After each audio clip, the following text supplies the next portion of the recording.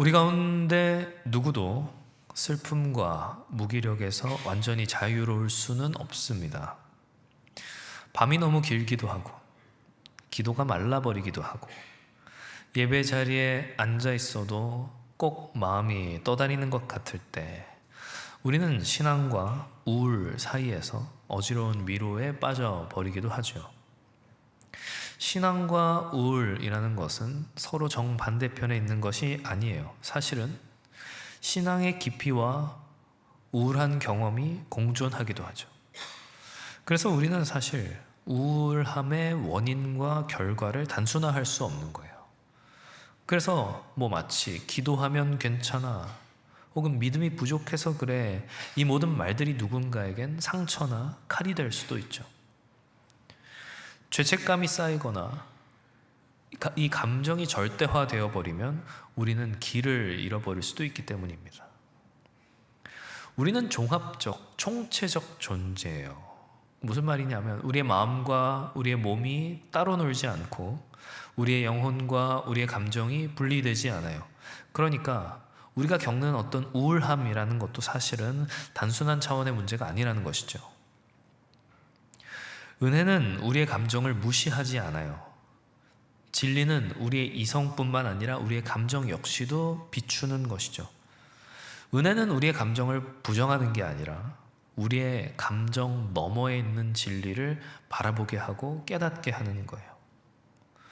우리 안에는 모두 어느 정도의 파란색, 블루가 있습니다. 우울감이 있어요. 우리는 우울의 현실을 오해 없이 직면하고 은혜의 복음으로 중심을 정렬하여서 삶의 영역을 그리스도께 단단히 묶어야 되는 거예요. 은혜의 보편적 원리 속에서 우리의 걸음을 다시 한번 맞춰보아야 하는 겁니다.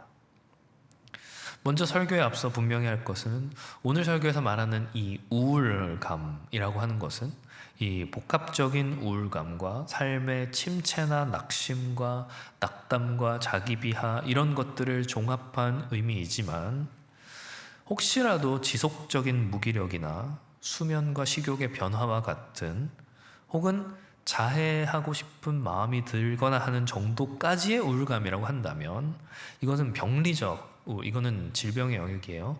임상적 우울일 수 있기 때문에 그때는 꼭 치료를 받으셔야 된다는 말씀을 먼저 드립니다. 그렇다면 우울감이란 뭐냐?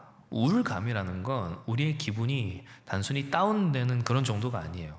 그러니까 야 긍정적으로 생각해, 야 좋은 것만 좀 생각해, 야 기분 좀 업 시켜봐, 이런 말들을 이해하지만 사실 이 말들이 누군가 어떤 이들에게는 상처가 되거나 혹은 더 고립되게 만드는 원인이 될 수도 있다는 거예요. 마음과 몸의 이 복합성은 우리에게 복합성 자체에 대한 이해를 요구해요. 무슨 말이냐면 우리는 굉장히 복잡한 존재다라는 사실을 우리는 인정해야 된다는 거예요. 그리고 거기에서부터 사실은 회복이 일어난다는 것이죠. 나는 복잡한 존재야. 나에게 문제가 있는 것이 아니라 사실은 이것 자체가 원래 복잡한 문제인 거야. 이걸 인정해야 된다는 거예요. 그게 우선이라는 거예요. 사람은 하나님의 형상으로 창조되었죠. 그런데 타락으로 인해서 우리의 인성이 비틀리게 됐단 말이에요. 그 죄는 우리의 정상적인 감정을 왜곡시켜서 잘못된 신호를 내게끔 만드는 거예요. 예를 들면 이런 거죠. 분노라는 감정 자체가 전부 다 죄는 아니에요. 그게 다 문제는 아니에요. 분노가 다 문제는 아니에요. 불의를 보고 분노하는 것은 오히려 하나님의 성품을 반영하는 결과들이죠. 그런데 그 분노를 표출하는 방법에 있어서 거기에 죄가 개입해 버린다는 거죠. 그래서 잘못되고 어긋난 방식으로 표현되게끔 하는 거예요. 이걸 분별해야 돼요. 그러려면 우리 존재의 복잡성을 우리는 인정하고 들어가야 된다는 겁니다. 성경 인물들의 이야기를 자세히 들여다보면은 우리가 갖고 있는 이러한 고민들이 그리 특별한 게 아니었구나라는 것들을 발견하게 돼요. 너무 많은 경우들이 있지만 대표적으로 예를 들자면 요나와 같은 경우는 어땠을까요? 니느웨 백성들이 회개했어요. 120만 명의 도시 인구가 회심했어요. 근데 왜 요나가 우울했죠? 놀랍게도 요나는 말이에요. 하나님이 너무 은혜로우시고 너무 자비로우시고 노하기를 더디하시는 분이셔서 인애가 크신 분이셔서 그래서 내가 우울하다 이렇게 얘기해요. 하나님의 자비로운 성품 때문에 자기가 낙심에 빠지는 거예요. 우울한 거예요. 베드로는 어때요? 예수님을 3번 부인한 뒤에 자신의 비참한 모습에 난 이거밖에 안 되는구나 거기에 실망하며 우울했죠. 극심한 자책과 절망에 시달렸죠. 그러니까 요나도 베드로도 이런 인물들이 보여주는 건 다시 말해서 선지자라 하더라도 예수님의 제자라 하더라도 위대한 믿음의 인물이라 하더라도 우울할 수 있다는 겁니다. 흔들릴 수 있다는 거예요. 그리고 그러한 우리의 흔들림을 하나님께서 부끄러워하지 않으신다는 것이죠. 우리의 소망은 거기에 있어요. 여러분, 소망은 잘 생각해 보세요. 소망이라는 건 확률이 아니라 약속에 근거한 거여야 돼요. 확률에 근거한다면 그건 소망이 아니라 막연한 기대에 불과하겠죠. 진정한 소망은 약속에 근거한 거예요. 그리고 그 약속하신 분이 약속을 반드시 이루시고 지키시는 신실하신 분이시기에 우리의 낙심과 우리의 우울도 하나님의 약속 안에서 바라봐줘야 한다는 거예요. 우리가 우울감에 빠질 때 우리 안에 왜곡을 가져다 줘요. 죄는 기본적으로 근본적으로 우리를 왜곡시켰는데 우울감은 그거를 우울할 때 더 과대하게 증폭시켜 버리죠. 조금 쉽게 말하면 인지의 왜곡을 가져온다는 거예요. 뭐가? 우울감이. 오해. 저 사람 나 째려봤어. 저 사람 나 싫어하는 거야. 이런 게 오해죠. 극대화도 있어요. 극대화. 시험을 망쳤어. 내 인생은 끝났어. 극대화시키는 거죠. 일반화를 시키기도 해요. 내가 이번 면접에서 떨어진 거 보니까 나는 아무런 쓸모없는 사람인가 봐. 나의 일반화를 시켜버리죠. 한 번의 일을. 또 자기 비하.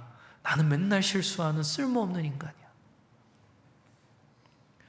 청년들이요, 이 우울감이 주는 왜곡은 인식하는 것만으로 그 힘을 잃어요. 이건 왜곡되었구나. 그걸 인식하는 것 자체만으로도 힘을 잃어버린다는 거예요. 내가 지금 좀 과장해서 생각하는구나. 내가 오해하는 것일 수도 있겠구나.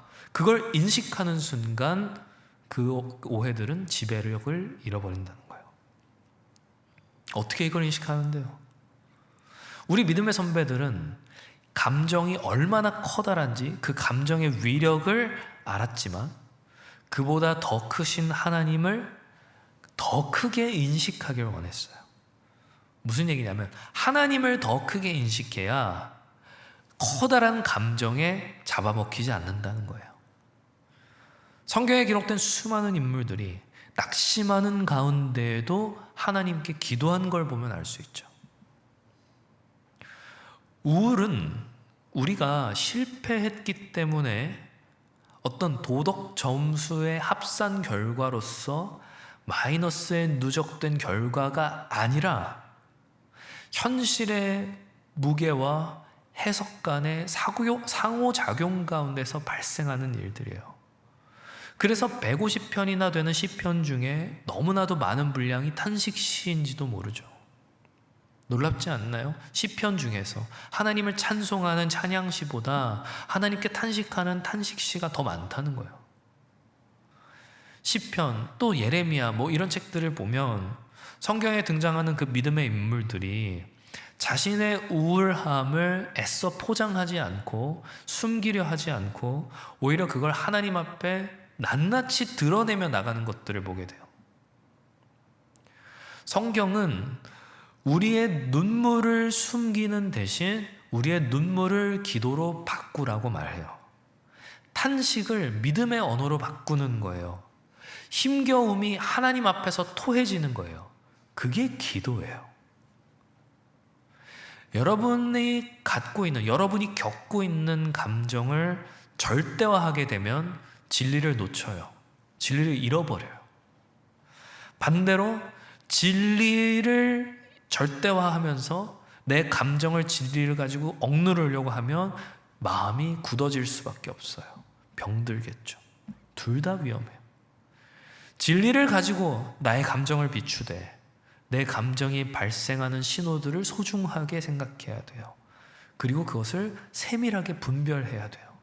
하나님은 낙심한 자들을 부르시는 분이세요. 청년들이요, 여러분 혹시 십자가를 보면서 여러분의 고통을 뱉어본 적 있나요? 쉽지 않죠. 십자가를 보면서 하나님 나 힘들어요 말하기 쉽지 않아요. 하나님 나 사랑한다면서 왜 나를 이렇게 고통스럽게 하세요? 십자가를 보면서 이 말하기 쉽지 않아요. 왜요? 그 고통의 질문에 대한 답이 사실은 십자가이기 때문이죠. 십자가는 하나님이 우리의 고통을 모르는 분이거나 우리의 고통에 무관심한 분이 아니라고 하는 명백한 증거예요. 우리의 고통에 친히 참여하시는 분이라는 사실을 증거하는 것이 바로 십자가죠. C.S. 루이스는 아내를 잃고 깊은 우울에 빠졌을 때 이렇게 생각했어요. 하나님이 정말 살아계신다면 왜 나에게 이런 고통을 허락하시나? 하나님이 이 세상에 존재하지 않는다면 왜 우리는 공정함과 사랑을 갈망하며 살아갈까? 그리고 그 공의와 사랑의 완벽한 조화를 C.S. 루이스는 십자가에서 답을 찾게 되죠. 우리 고통의 문제를 끊어내기 위한 하나님의 고난당함, 그게 바로 십자가였기 때문이죠. 우리를 향한 진노의 문제가 아들의 희생으로 처리되었기에 정죄의 굴레는 끊어지는 거예요. 하나님의 공의가 요구하는 모든 것을 예수 그리스도께서 십자가 위에서 친히 전부 지불하셨기 때문에 우리에게는 정죄가 아닌 사랑만 남게 된 것이죠. 이 객관적 사실이 우리의 주관적 어둠을 비추는 거예요. 우리가 우울에 빠질 때면, 낙심에 빠질 때면 하나님 나를 벌 주시나? 하나님 나를 책망하시나? 하나님 나를 일부러 이 고통 가운데 내버려 두시나? 이런 생각이 들 때 십자가는 이런 생각들이 잘못되었다는 걸 우리에게 알려주는 거죠. 하나님은 나를 사랑하신다. 얼마나? 예수를 못 박을 만큼 나를 사랑하신다. 그것을 십자가를 통해서 깨닫게 하시는 거예요. 알려주시는 거예요. 창세로부터 종말에 이르기까지 하나님께서는 약속을 이루시는 하나님이세요. 그 정점이 바로 그리스도의 죽으심과 부활이죠. 그러므로 우리의 소망은 그 사건 위에 서 있는 거예요. 의롭다 하심은 관계의 지위 변화죠. 관계의 지위를 바꾸어서 수치의 속박을 풀어내는 것이죠. 전에는 죄인이었는데 이제는 자녀가 되는 것. 전에는 내가 실패자였는데 이제는 하나님의 사랑을 입은 자가 되는 것. 그래서 양자됨의 은혜는 버려짐에 대한 공포를 뭉툭하게 만드는 거예요. 버려짐의 공포를 벼르는 것이 아니라 뭉툭하게 만들어요. 우울증을 가진 분들이 호소하는 것 중에 하나가 버림받을 것 같은 두려움이거든요. 버림받을 것 같은 두려움. 그런데 하나님께서 얼마나 큰 값을 치르고 우리를 입양하셨는지 그것을 생각할 때 버림받음에 대한 염려는 그 근거를 잃게 되어버린다는 것이죠.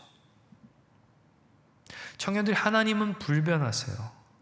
그리고 이 사실은 하나님의 사랑이라고 하는 것이 변하는 우리의 어떠함에 근거한 것이 아니라 하나님의 변치 않는 속성이라는 것을 우리에게 가르쳐줘요. 하나님의 사랑은 그 자체가 변하지 않는 것이구나. 그렇기에 하나님의 그 변하지 않는 본성에 근거한 약속은 변하는 상황에 따라 흔들리지 않는 거예요. 우리의 마음의 바다 위에 우리 감정의 파도가 막 휘몰아쳐도 우리는 변하지 않는 하나님의 사랑이라는 것에 믿음의 닻을 내려야 되는 것이죠. 하나님의 사랑은 자격이 아닌 은혜 위에 부어지는 거예요. 조금이라도 자격이 있다면 그건 은혜가 아니게 돼버리는 거예요. 내가 자격을 갖추려 할 때, 자격을 챙기려 할 때 선물은 보상이 돼버려요. 그래서 사실 우리가 하나님 앞에 자격을 준비한다면 사실 그것은 선물을 잃어버리는 결과를 낳게 돼버리죠. 그래서 우리는 하나님 앞에 나갈 때 자기 비하도 아니고 자기 의도 아니고 하나님이 내게 주시는 선물을 신뢰하는 믿음을 가져야 돼요. 나의 어떠함과 상관없이 하나님은 나를 사랑하신다. 이 선물을 가치 있게 하지만 나의 것으로 분명하게 여기는 태도가 필요하다는 거예요. 이 균형이 필요하다는 거예요. 이 균형이 있어야 우리의 마음이 안정되게 돼요. 자기 비하에 빠지면 절망하게 되고 자기 의에 빠지면 교만하게 되지만 은혜의 선물을 나의 것으로 신뢰하는 사람은 겸손하면서도 확신할 수 있게 되기 때문입니다. 하나님의 은혜, 하나님의 선물, 하나님의 사랑이 우리 자신을 규정하는 서술어가 되어야 돼요. 우리의 서술어가 우리가 되는 것이 아니라 하나님이 우리의 서술어가 되셔야 된다는 거예요. 나는 실패했어. 하지만 하나님이 날 사랑하셔. 나는 부족해. 하지만 하나님이 날 사랑하셔. 나는 외로워. 하지만 하나님이 나와 함께 하셔. 이처럼 하나님이 우리의 서술어가 되시는 은혜의 언어를 배우게 될 때, 나와 우리 공동체가 이 은혜의 언어를 배우게 될 때 우리는 서로를 살리는 공동체가 무엇인지 경험하게 되는 거예요. 우리 개인과 교회의 토대는 그래서 은혜여야 합니다. 세상 모든 것이 다 변해도 나를 사랑하는 사람과 나를 신뢰해주는 사람, 나를 알아주는 사람과 나를 믿어주는 사람 모두가 다 변하는 존재들이에요. 모두가 다 나를 떠나간다 해도 십자가의 은혜와 하나님의 사랑은 변하지 않는다는 거예요. 그리고 우리는 그 변하지 않는 것에 기초를 두어야 하는 것이죠. 우리의 아름다움이 메마른다 하여도, 우리의 비상함이 둔해진다 하여도 십자가는 2000년 전이나 오늘이나 내일이나 앞으로나 같을 거예요. 이 은혜의 토대 위에서 우울의 밤은 의미 없이 더 길어지지 않아요. 영원할 것 같았던 어둠도 새벽의 약속이 현실이 되는 순간을 어김없이 맞이하게 되는 것처럼 상처받은 우리가 은혜의 이름으로 모일 때 서로의 상처는 사랑의 언어로 꿰매어지고 깊은 슬픔은 들어주는 귀와 위로하는 입술로 봉합되는 거예요. 우리가 버림받은 자가 아니라 하나님의 사랑하는 자녀라고 하는 이 정체성은 우리 귓가에 속삭이는 우울에 속이는 거짓보다 더 강력하죠. 구름이 아무리 애를 써도 해를 영영 가릴 수 없듯이 우울의 구름이 잠깐 하나님의 사랑을 가린다 할지 몰라도 하나님의 사랑은 더 큰 빛으로 우리를 감싼다는 겁니다. 시편을 보면 탄식시가 거의 비슷한 패턴으로 나타나요.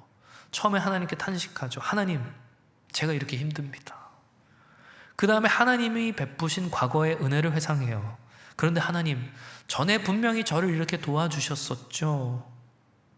찬양과 감사로 그리고 맺습니다. 그래서 하나님 찬양합니다. 그래서 하나님 감사합니다. 처음에는 분명히 탄식하며 시작했는데 찬양과 감사로 끝나는 거예요. 이건 탄식시가 그냥 이렇게 쓰여야 한다라고 하는 어떤 히브리 문학의 구조를 알려주는 것이 아니라 우리의 마음, 우리의 우울한 마음을 다루는 성경적 방법이 이렇다는 거예요. 기억이 갖는, 이 메모리가 갖는 특별함이 있어요. 기억은 감정을 삭제하는 게 아니라 기억은 감정의 방향을 바꾸어내요. 감정이 흘러가야 할 옳은 방향을 찾아내요. 힘이 든다는 그 상황 자체를 그냥 부정해버리는 게 아니에요. 그건 일종의 감정 맞추기겠죠. 내가 지금 힘이 들지만 하나님이 나의 힘겨웠음을 도우셨던 그것을 내가 기억함으로써 오늘 나의 탄식을 찬송으로 바꾸어 간다는 거예요. 감정의 길을 바꾸는 기억의 힘이 있어요. 그래서 성경은 기억하라고 권면하는 것이죠. 여기서 중요한 것은 오늘 본문에서 바울이 권한 것처럼 이런 것들을 생각하라는 거예요. 어떤 것들? 참된 것들, 경건한 것들, 옳은 것들, 정결한 것들, 사랑받을 만한 것들, 칭찬받을 만한 것들, 덕과 기림, 이런 것을 의도적으로 생각하라는 거예요. 선한 것을 향한 생각의 길을 자꾸만 내라는 거예요. 그럼 부정적인 감정은 어떻게 해요? 사탄은 자꾸만 우리 안에 있는 것을 추상화시키려고 하거든요. 추상적으로 변화시키려 하거든요. 왜 그런가 하면, 왜 우리 안의 것들을 자꾸 추상화시키냐? 제대로 대응하지 못하게 하려는 거예요. 그러니까 예를 들면 이런 거죠. 뭐라고 설명할 수는 없지만 마음에 안 들어. 특별히 잘못한 건 없는데 그게 기분이 나빠. 사실 사탄이 우리에게 원하는 거예요. 특정할 수 있는 이 구체적 문제가 없다 하더라도 우리를 낙심에 빠뜨리는 방법이자, 심지어는 구체적 문제가 있다 하더라도 추상화를 시켜버림으로써 제대로 대응하지 못하도록 하는 거죠. 기분이 안 좋아, 기분이 나빠, 우울해, 이런 거는 대처가 어려운 추상적인 정서예요. 구체화시키는 게 필요해요. 내가 지금 불안해. 어떤 것으로 인해 실망스러워. 나는 지금 외로워. 이런 문제로 슬퍼.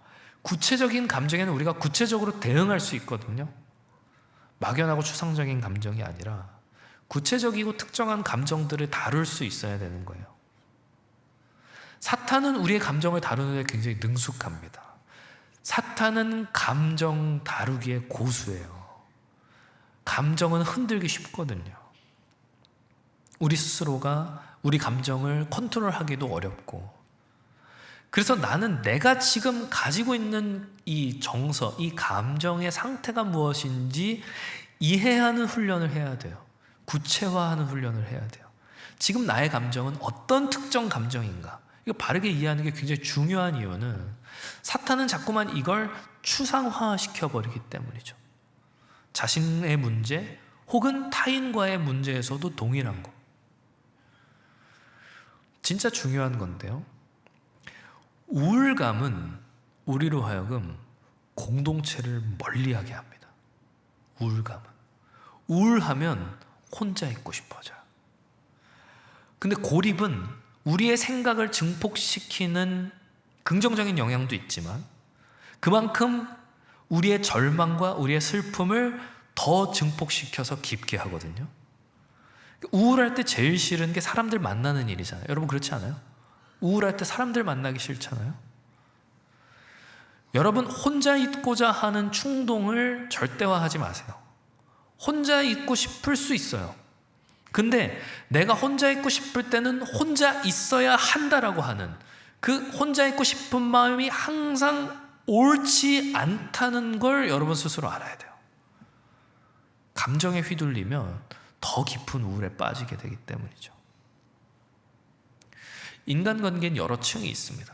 정서적으로 건강한 사람은 각 층에서 적절한 관계를 유지하려고 그래요. 정말 가까운 관계, 적당히 가까운 관계, 지인 뭐 이렇게. 모든 사람과 아주 깊은 관계를 맺으려고 하다 보면 지쳐버리고, 모든 사람과 아주 얕은 관계만 유지하려고 그러면 외로워지죠. 모두를 기쁘게 하려고 하는 부담에서 물러나 우리의 정체성을 하나님께 고정하는 태도가 필요해요. 사람들이 나의 정체성을 규정하지 않도록. 그리고 그러한 태도, 하나님께 묶인 우리의 정체성은 사람들 사이에서 자유를 생성해내죠. 내가 저 사람을, 내가 누군가를 기쁘게 해야 한다라고 하는 의무감에서 벗어나 더 진정성 있는 관계를 맺을 수 있게 된다는 거예요. 인격과 인격과의 관계. 때로 관계 가운데서 일어나는 마찰을 해소해가는 과정 중에서 용서는 상처받은 것을 부정하는 게 아니에요. 그러니까 상처를 받았는데 괜찮아, 이제 아무렇지 않아 라고 거짓말하는 게 그게 용서가 아니라는 거예요. 진짜 용서는 네가 나한테 상처를 주었고 그거 내가 정말 아프지만 내 상처는 너로 인해 규정되는 게 아니라 하나님께 이제 맡겨졌기 때문에 내가 너를 용서한다. 이게 진짜 용서예요. 이게 용서예요. 사랑과 마찬가지로 용서 역시도 우리 그리스도인들만이 할 수 있는 감정이 아닌 의지적 결정이에요. 용서해요. 상처받은 거 사라지지 않아요. 여전히 아프고 여전히 힘들어요. 하지만 용서하기 시작할 때 그 상처가 이제 치유되기 시작하는 거예요. 회복이 일어나기 시작하는 거예요. 은혜를 깊이 하는 공동체일수록 그래서 실수에 관대하고 진리에 단단해져요. 우리 모두가 다 은혜가 필요해. 우리 모두 다 연약해. 그 죄인이라고 하는 인식은 서로의 실수를 용납하게 하죠. 그리고 그때 우리는 완벽하지 않아도, 내가 완벽하지 않아도 나의 존재가 부정당하지 않는다는 그 안도, 그 안정감 속에서 공동체의 평안을 누릴 수 있게 되는 거예요. 우리의 마음과 몸의 관계가 하나님의 질서 안에서 이렇게 정렬될 때 신앙은 추상적 개념이 아니라 구체적인 삶의 방식으로 현실이 되어져 가는 거예요. 용서와 사랑과 이해와 내어줌과 이 보편적 원리들을 꾸준히 선택할 때 우리 안에 우울의 무게가 달라지는 것을 느껴요. 파란색이 점점 사라지는 걸 느껴요. 대조가 선명할수록 선택은 쉽겠죠. 대조가 선명하면 선택이 쉽지 않습니까? 선택이 반복되면 그게 습관이 돼요. 그러니까 여러분, 선명한 대조를 선택하는 습관을 들이셔야 돼요. 절망이냐 소망이냐, 뭘 선택할래? 소망할 텐가. 고독함이냐 교제를 누림이냐, 교제를 누림을 텐가. 그 선명한 대조 가운데서 선택하는 것을 우리 안에 거룩한 습관들을 만들어낸다는 거예요. 그리고 또 하나, 책임감 있는 선택은 타인에 대한 원망과 피해자 의식이 아닌 우리 스스로를 책임감 있는 응답자로 내세움으로써 우리의 은혜가 우리의 현실에 뿌리 내리도록 다리를 굳게 내딛는 그런 역할을 한다는 겁니다. 우리는 태어날 때부터 다 자기중심적 렌즈를 끼고 살아요. 자기중심적 렌즈를 끼고 행복을 찾아다녀요. 근데 행복을 찾을 수 없죠. 왜냐하면 자기중심적 사고는 결국 자기를 작고 불안한 고독한 세계에 가둬버리기 때문이죠. 하지만 시선이 바뀌면 의미도 바뀌어요. 같은 상황이라도 어떤 렌즈로 보느냐에 따라 완전히 다른 의미가 되기도 한다는 거예요. 자기중심적 렌즈가 아니라 하나님 중심적 렌즈. 이것이 하나님께 영광되는 일인가? 하나님은 이 상황에서 나에게 무엇을 원하시나? 어떻게 하면 내가 하나님의 사랑을 보여줄 수 있을까? 웨스트민스터 소요리 문답 제1문에서는 사람의 제일 되는 목적이 무엇인가라는 질문에 하나님을 영화롭게 하고 그분을 영원토록 즐거워하는 것이라고 답해요. 우리의 목적은 뭐예요? 목적 없이 사는 인생은 감정의 파도에 늘 휩쓸리며 살아가요. 생각해 보세요. 뭐 그런 예를 들면 좀 그럴 수 있지만 저 노숙자분들 맨날 술 취해 있는 뭐 아무런 목적 없이 그냥 하루하루 살면 사라지는 거지. 그렇게 살아가는 사람들 보면 얼마나 자기 감정대로 살아가요. 감정적이고 즉흥적이고 감각적이죠. 그런데 인생에 분명한 목적이 있으면 감정의 파도가 친다 해도 결국 나의 목적을 향해 전진해 가는 거예요. 배를 생각해 보세요. 가만히 있으면 이리저리 파도에 따라 흔들리겠지만 목적지를 향해 나아가고 있는 배는 그게 아무리 천천히 나아가는 배라 하더라도 흔들릴지언정 앞으로 나아간다는 거예요. 청년들이요, 의미는 분명히 감정보다 무겁습니다. 우리는 의미를 부여잡아야 돼요. 목적 있는 삶을 살아야 돼요. 성경은 믿음을 경주에 빗대어서 현재의 고난을 장래의 기쁨과 연결짓죠.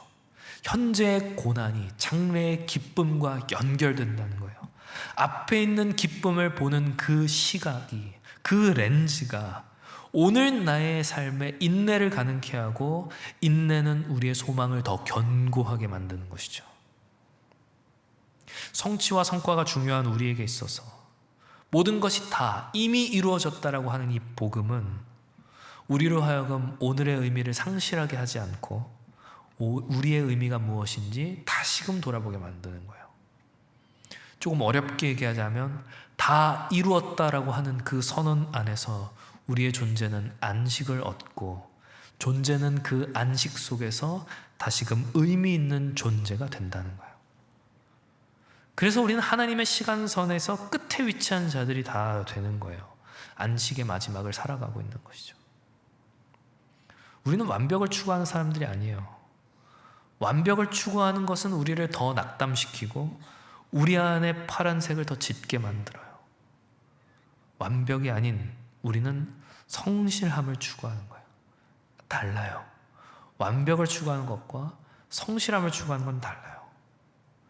왜냐하면 지나치게 완벽함을 추구하다가 보면 의외로 게을러지는 경우들이 있거든요. 완벽하려다가 제 시간에 못 듣는다는 거예요. 근데 성경적인 태도는 성실함이에요. 신실함이에요. 하나님은 불완전한 이들, 연약한 이들, 어쩌면 좀 모자라다 싶은 이들을 통해서 일하시는 하나님이세요. 그래서 우리는 우리 자신뿐만 아니라 타인에게도 이 기대치를 조종할 수 있어요. 완벽하지 않아도 돼. 성실하게 최선을 다하면 돼. 현실 도피가 아니에요. 대충 하라는 말이 아니에요. 흠도, 약함도, 고난도 다 좋은 거다, 그 말이 아니라 그것이 의미 없지 않다는 것. 그걸 통해서도 하나님은 역사하신다는 것. 거기서부터 오는 위로가 있다는 거예요. 잘 생각하셔야 돼요. 감사하십시오. 여러분, 감사는 현실을 날조하는 자기 최면이 아니에요. 감사는 현실의 어지러움 속에서도 은혜를 발견하는 지혜예요. 현실이 엉망진창이라 좋다, 그게 아니라 현실이 엉망진창이어도 그 가운데 반짝이는 은혜를 발견하는 게 감사라고요. 그래서 우리의 성실함이 필요한 겁니다.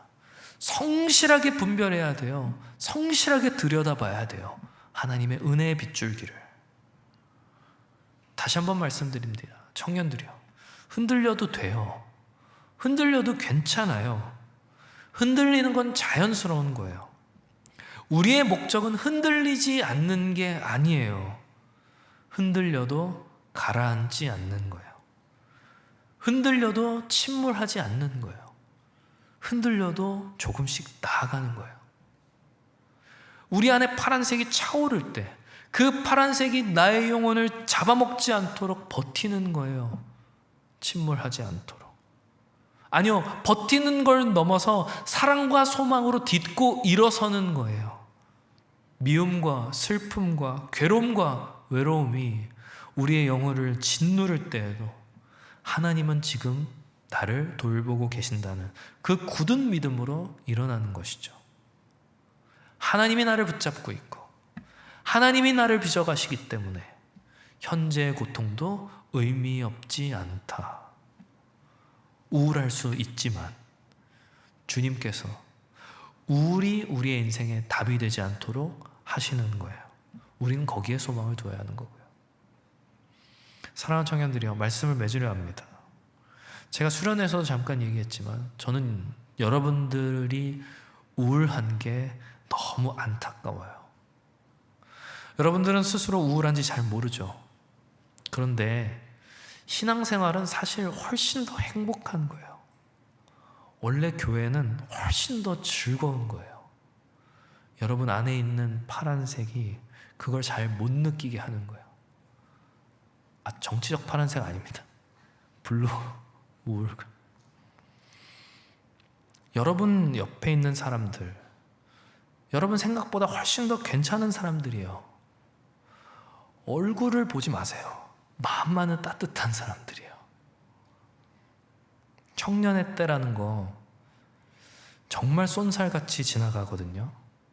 이 시기는 원한다고 돌아올 수 있는 시기가 아니에요. 한 번 지나가면 다시는 돌아오지 않는 게 이 시기예요.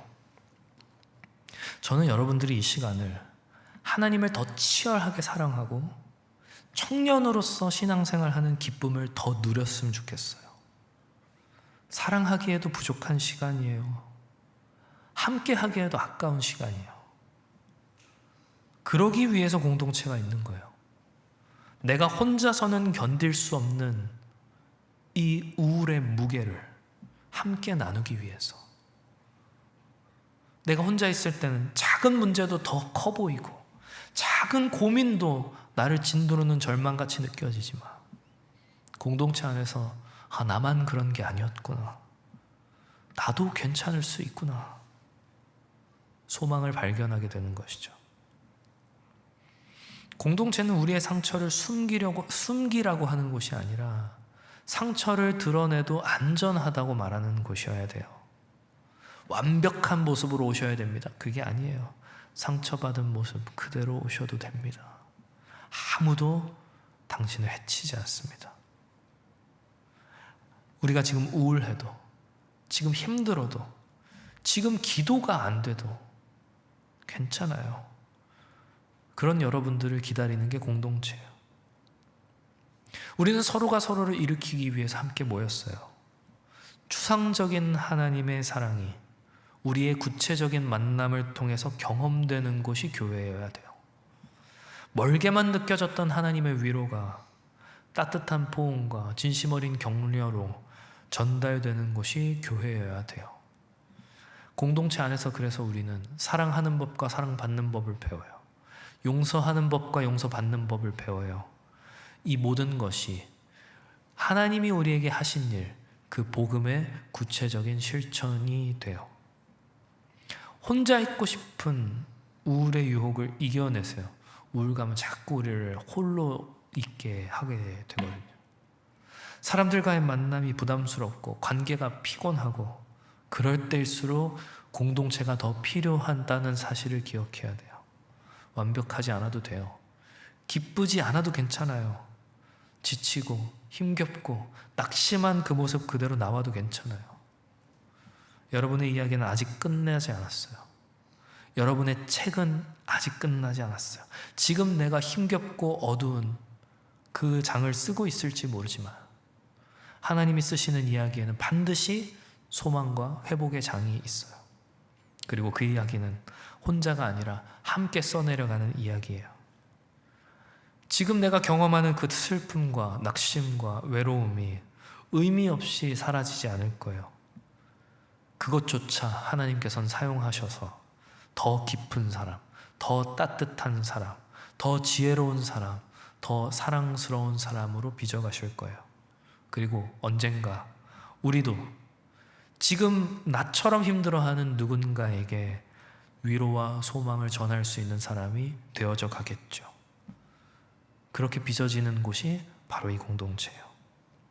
사랑하는 청년들이요, 여러분에게 드리워진 우울의 어둠이 아무리 짙다 하여도 결코 복음의 빛을 이길 수 없다는 사실을 기억하시며 부디 바라옵기는 하나님의 은혜 안에서 서로 더 사랑하는 공동체 안에서 그렇게 소망 가운데 빚어져 가시는 저와 여러분들 다 되시기를 주님의 이름으로 축원합니다.